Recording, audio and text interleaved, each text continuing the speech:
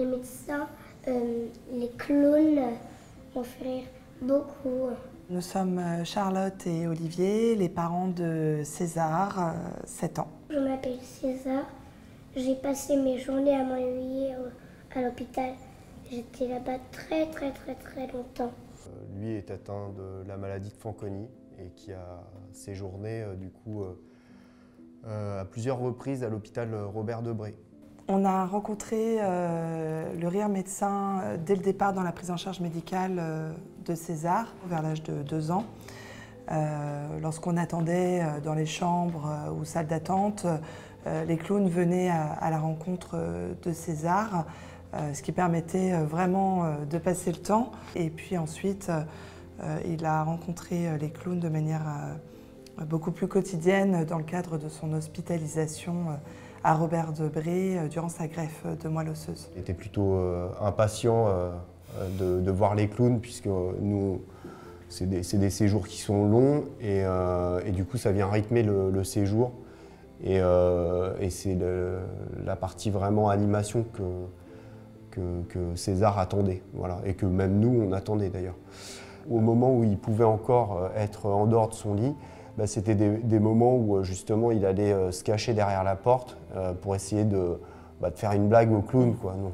Donc il rentrait très rapidement dans le jeu. L'hôpital, c'est pas un moment drôle, on n'y est pas là par plaisir et en fait on arrive quand même via ces visites des clowns à prendre un vrai moment de joie et ça remonte le moral, ça rebooste. Des moments les plus, on va dire, un peu sombres de l'histoire, c'est les moments où César, lui, était vraiment cloué à la fois dans son lit et sous ses draps. Et les clowns, eux, comprennent très bien la situation, ils connaissent très bien ce moment-là, ils respectent ce moment-là. Et si l'enfant l'accepte, ce qui a été le cas avec César, il lui donne un petit peu de force à ce moment-là où il en a peut-être le plus besoin, quoi. Oui. Et où tout se passe dans la tête. Il y a le soin physique, mais il y a aussi le soin moral et en fait les deux sont très complémentaires. Les clowns, ça permet de voir ces enfants se relever alors qu'ils sont en grande souffrance ou en grande fatigabilité et on voit à ce moment-là qu'ils ont un regain d'énergie et ça apporte vraiment un soutien psychologique très important. Pour moi, ça relève presque du soin, en fait, du soin médical. Ça permet de voir le bout du tunnel, en fait, et de reprendre une vie, l'espace d'un instant, l'espace d'une parenthèse, de reprendre une vie presque normale. Il y a une vie qui s'installe avec eux, en fait, dans les couloirs et qui donne, du coup, je pense, même une bonne ambiance entre infirmières, entre les médecins. Et je pense que même eux les attendent, en fait, finalement. Il y en a eu des blagues avec certains clowns. Il y en a une dont il nous parle encore, même 2 ans plus tard. Alors c'est dire que ça l'a marqué. Celle où il arrose l'infirmière, il fait croire qu'il l'arrose de pipi. Et en fait, il a un petit jet d'eau, tu te souviens? Il avait pris en cachette une petite pipe, comme ça. Pipette? Une pipette en plastique.